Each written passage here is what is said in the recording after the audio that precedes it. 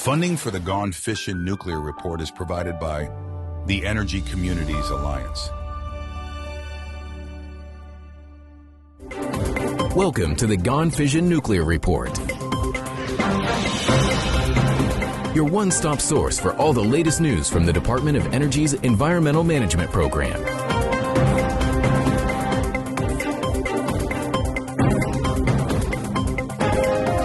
Now, here's your host, Michael Butler.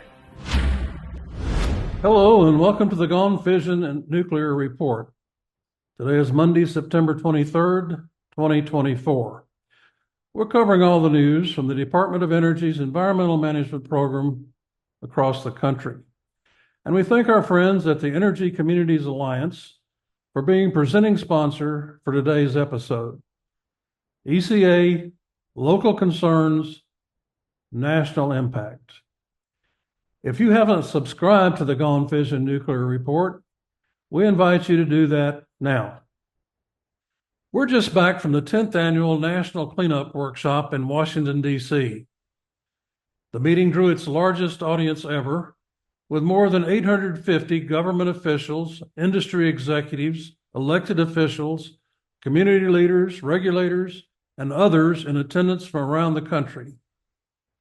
Hosted by the Energy Communities Alliance, with the cooperation of DOE's Office of Environmental Management and the Energy Facilities Contractors Group, the workshop is the premier annual gathering to discuss progress in environmental cleanup of former government weapon sites and nuclear research facilities.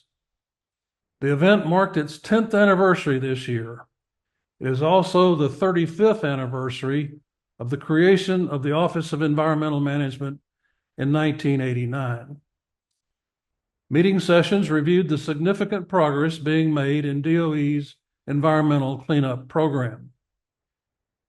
The meeting was highlighted by an appearance by Secretary of Energy Jennifer Granholm, who said the DOE nuclear cleanup program has worked with local economic development leaders to reindustrialize land and create new jobs, formed partnerships to strengthen STEM education and create workforce opportunities, and engage in meaningful consultations with tribal leaders about access to and protection of sacred sites and natural resources. The meeting also featured remarks by recently installed EM Senior Advisor Candice Robertson, who was named to head the department's Environmental Management Program in June. Robertson, who will be our guest on today's episode, spoke about partnerships that have led to critical cleanup progress as well as important lessons learned. She said the value of strong partnerships and the work it takes to maintain them is perhaps one of the most important lessons EM has learned over the past 35 years. Although new to her senior management post, Robertson has been involved in the environmental management program for much of its 35-year history.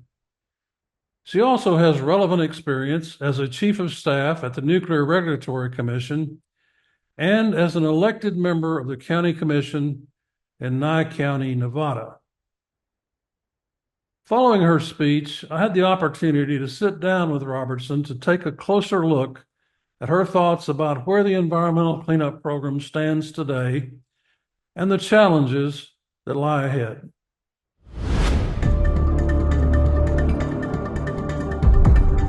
Well, we're very pleased to have as our guest today Candice Robertson. And Candice is the Senior Advisor to the Department of Energy's Office of Environmental Management.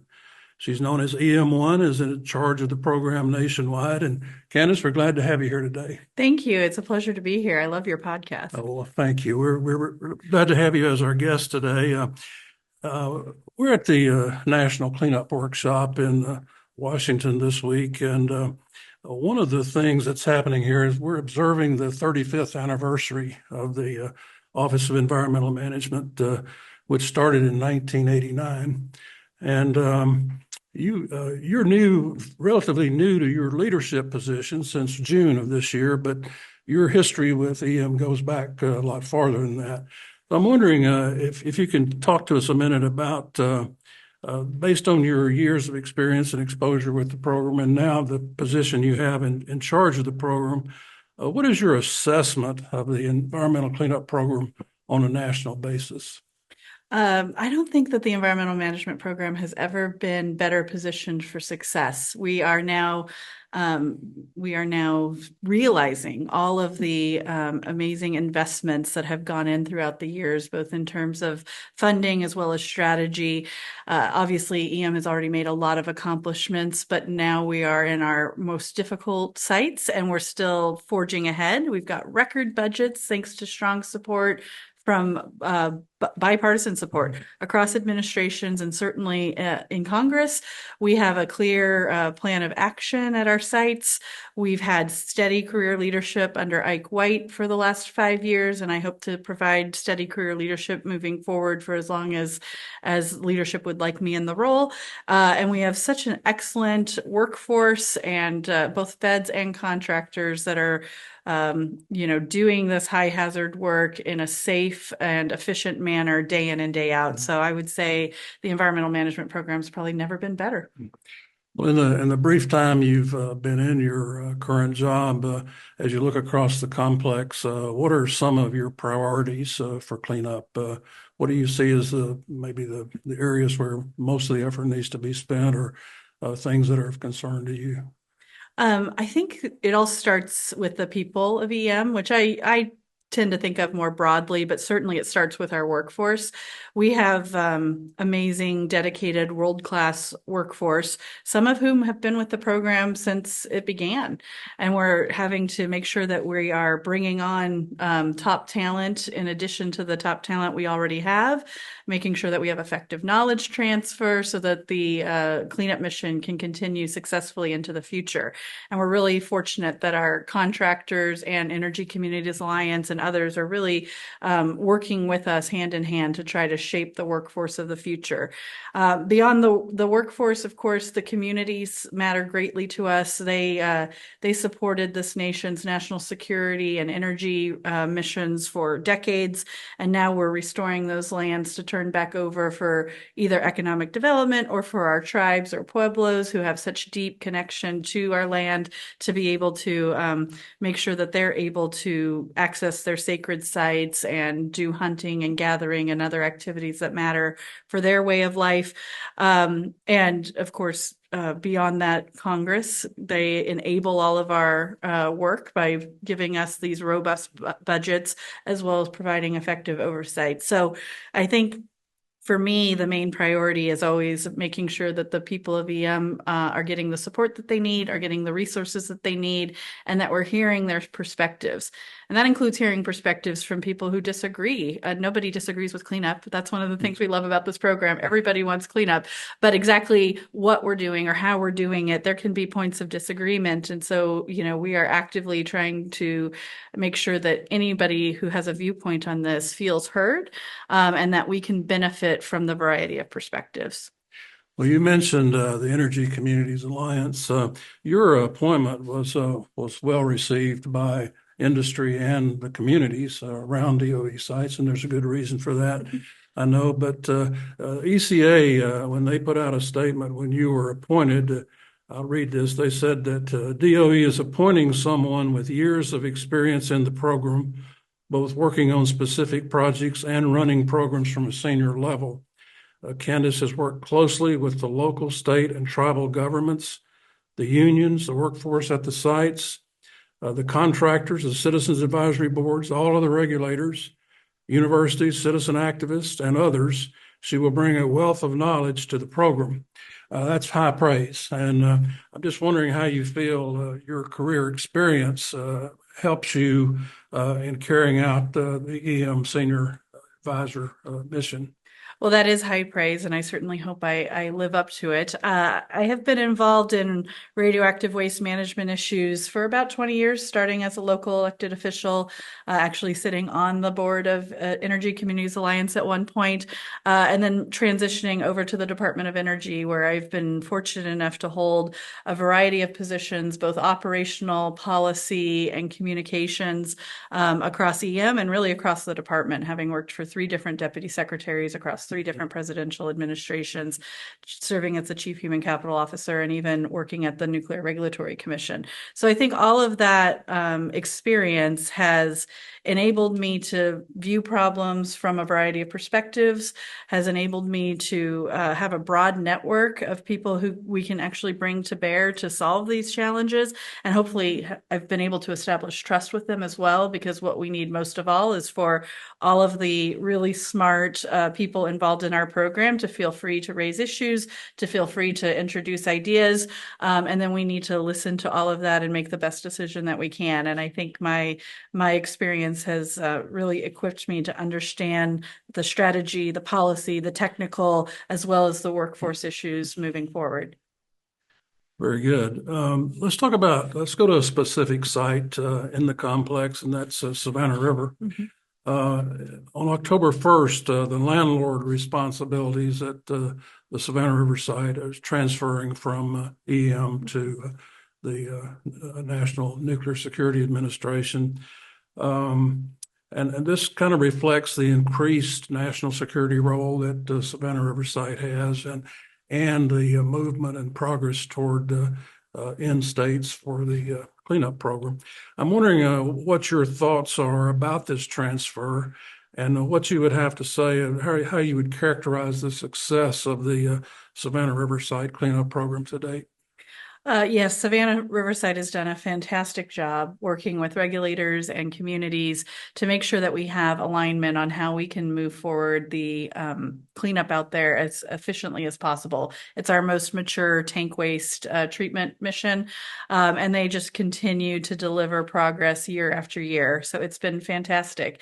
EM is in the business of working ourselves out of a job, and so this transition just kind of marks that we are at that turning point. We're certainly not done. We still have a lot more work to do out there, but we're at that turning point where we've accomplished enough cleanup that we're able to enable those important national security missions moving forward.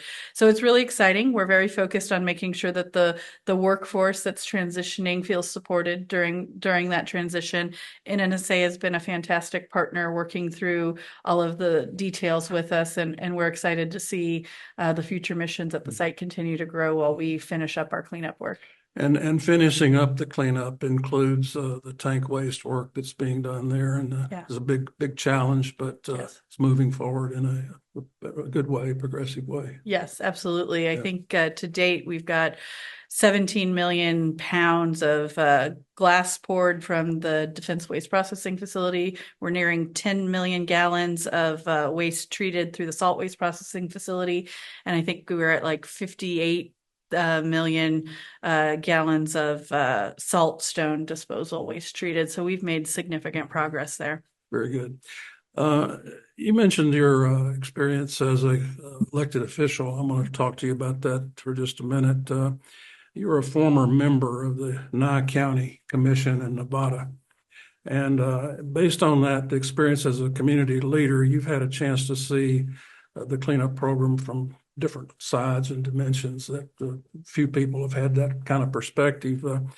What would your message be to communities around the EM sites in terms of the commitment that EM has to cleanup, first of all, and secondly, the importance of community involvement to your success?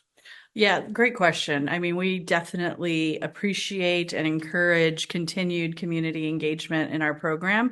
We're fully committed to making sure that we complete cleanup in a safe, efficient, and effective way. And I just love that our communities are so engaged in helping shape and define what their future looks like. Mm-hmm. I really got into this area because I was a Nye County commissioner and because I sat on the Energy Communities Alliance and was able to learn from so many other communities across the nation about how they were working with the Department of Energy to move forward on things that matter to them. And we need that input. We know cleanup. We're going to continue doing cleanup, but exactly what the end state looks like, exactly the timing of various aspects of the cleanup, we need to determine all of that in partnership with communities, regulators, and others, so that we can focus where we need to focus first, and then move the ball forward so that people can reuse the land in a way that matches the communities or tribes or other visions. Well, I know you have a real busy schedule at the cleanup workshop this week, and we appreciate you taking time with us. I'd like to ask you one other question in Yes. closing. You spoke yesterday to the young professionals group, folks who are maybe looking at environmental cleanup as a potential career opportunity. And I know EM puts a lot of emphasis on workforce development and on making sure that there's an adequate workforce that's well trained and ready to take over as the current workforce retires, to continue the cleanup and make sure the job gets done. Can you just comment on your view of the importance of training that workforce and getting people interested in environmental cleanup?